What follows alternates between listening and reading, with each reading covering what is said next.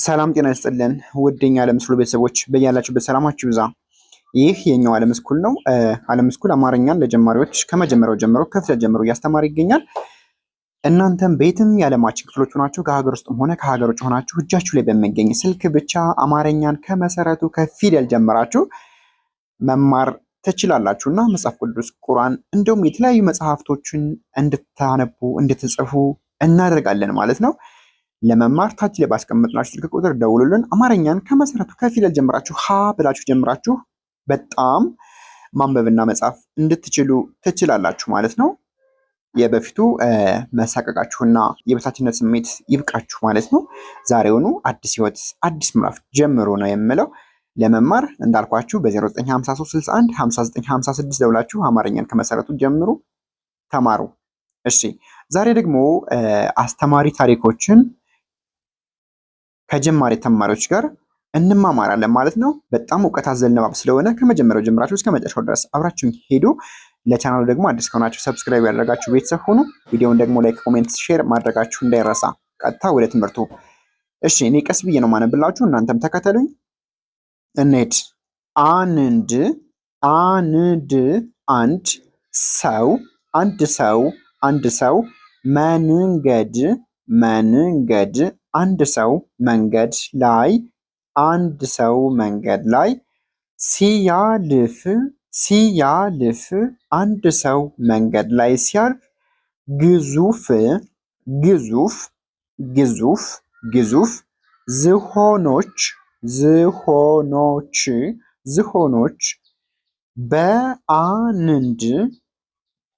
በአንድ ቀጭን ገመድ ብቻ ታስረው ቀጭን ገመድ ብቻ ታስረው ቆመው ያያል።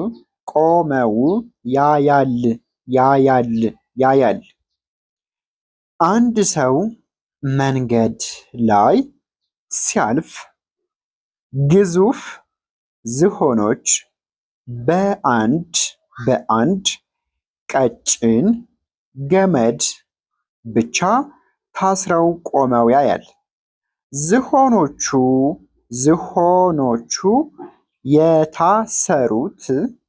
ዝሆኖቹ የታሰሩት በኋለኛ እግራቸው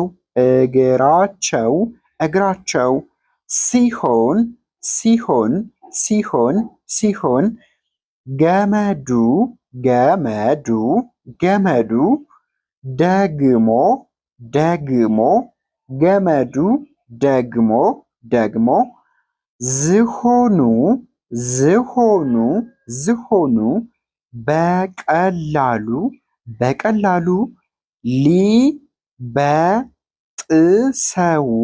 በቀላሉ ሊበጥሰው የሚችል ቀጭን ክር ነበር።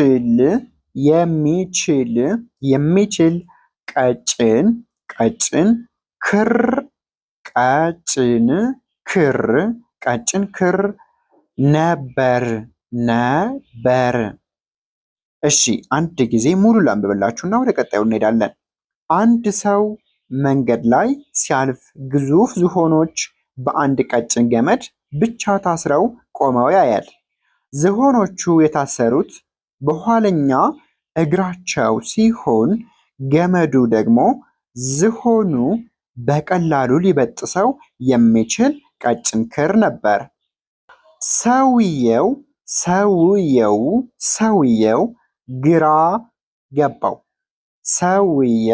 ግራ ገባው። እነዚህ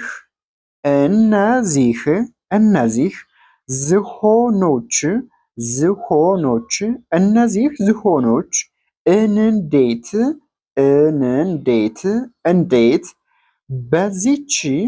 በዚች በቀጭን ገመድ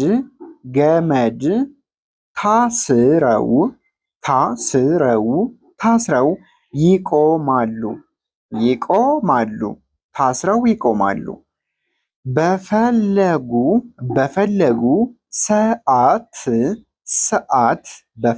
ሰዓት መበጠስና መበጠስና ማምለጥ ማምለጥ እየቻሉ ለምን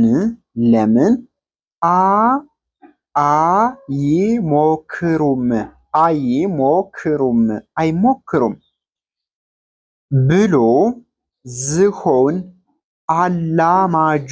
ዝሆን አላማጁን ጠየቀው። ሙሉ ላንብብላችሁ። ሰውየው ግራ ገባው። እነዚህ ዝሆኖች እንዴት በዚች በቀጭን ገመድ ታስረው ይቆማሉ? በፈለጉ ሰዓት መበጠስና ማምለጥ እየቻሉ ለምን አይሞክሩም ብሎ ዝሆን አላማጁን ጠየቀው። እንቀጥል። አላማጁም እንዲህ ሲል መለሰለት። እነዚህ ዝሆኖች ገና ሕፃን እያሉ የምናስራቸው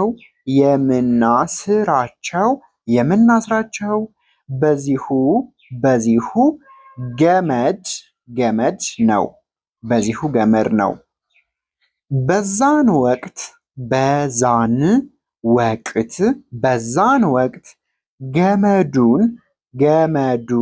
በዛን ወቅት ገመዱን ለመበጠስ አቅም አልነበራቸውም። አላማጁም እንዲህ ሲል መለሰለት። እነዚህ ዝሆኖች ገና ሕፃን እያሉ የምናስራቸው በዚሁ ገመድ ነው። በዛን ወቅት ገመዱን ለመበጠስ አቅም አልነበራቸውም። ሲታገሉ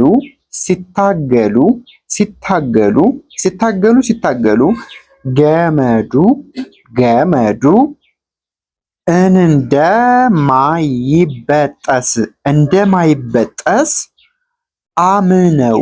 አምነው ተቀመጡ።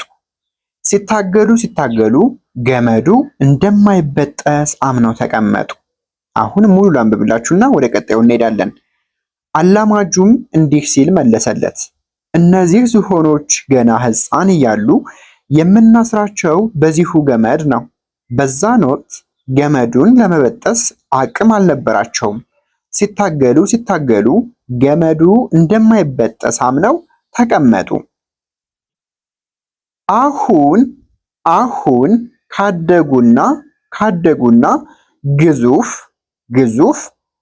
ከሆኑ በኋላም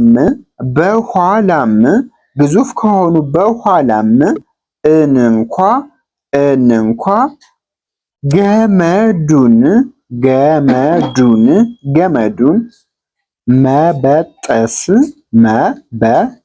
መበጠስ አሁን ካደጉና ግዙፍ ከሆኑ በኋላም እንኳ ገመዱን መበጠስ አንችልም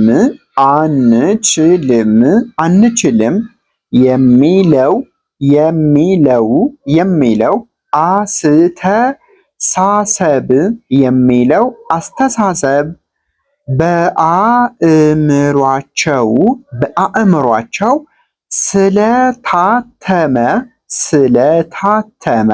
ስለታተመ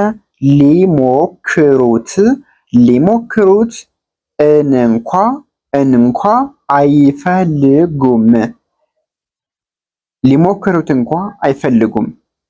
ሙሉ ላንብብላችሁ። አሁን ካደጉና ግዙፍ ከሆኑ በኋላም እንኳ ገመዱን መበጠስ አንችልም የሚለው አስተሳሰብ በአእምሯቸው ስለታተመ ሊሞክሩት እንኳ አይፈልጉም። በጣም አሪፍ። አሁን ከመጀመሪያው ጀምሬ አነብላችኋለሁ ማለት ነው። ሙሉ ትርጉም እንዲሰጣችሁ በደንብ ተከተሉኝ፣ በደንብ አዳምጡኝ ማለት ነው። እሺ ጀመርኩ። አንድ ሰው መንገድ ላይ ሲያልፍ ግዙፍ ዝሆኖች በአንድ ቀጭን ገመድ ብቻ ታስረው ቆመው ያያል። ዝሆኖቹ የታሰሩት በኋለኛ እግራቸው ሲሆን ገመዱ ደግሞ ዝሆኑ በቀላሉ ሊበጥሰው የሚችል ቀጭን ክር ነበር። ሰውየው ግራ ገባው። እነዚህ ዝሆኖች እንዴት በዚች በቀጭን ገመድ ታስረው ይቆማሉ? በፈለጉ ሰዓት መበጠስና ማምለጥ እየቻሉ ለምን አይሞክሩም? ብሎ ዝሆን አላማጁን ጠየቀው። አላማጁም እንዲህ ሲል መለሰለት።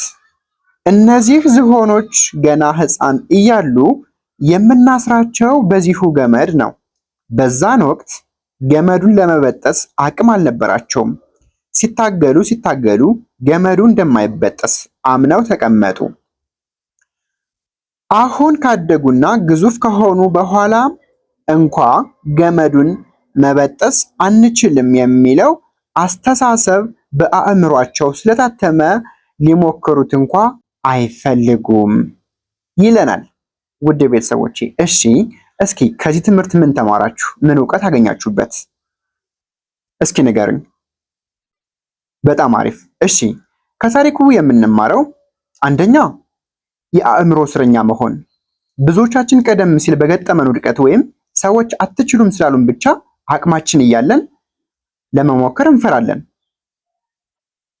ትልቁ እንቅፋት አትችሉም ስላሉን ሳይሆን አልችልም የሚለው አስተሳሰባችን ነው። መሞከርን አለማቆም፣ ትላንት ያልተሳካ ነገር ዛሬም አይሳካም በማለት ስራችን ማቋረጥ የለብንም። ዛሬ አዲስ አቅምና አዲስ እውቀት ስላለን ማለት ነው። እናንተስ ምን ተገነዘባችሁ? እስኪ ኮመንት ሳጥን ላይ አስቀምጡልኝ ማለት ነው። ውድ ቤተሰቦቼ ዛሬ አስተማሪ የሆኑ ታሪክ አዘል ትምህርቶችን አይተናል ማለት ነው።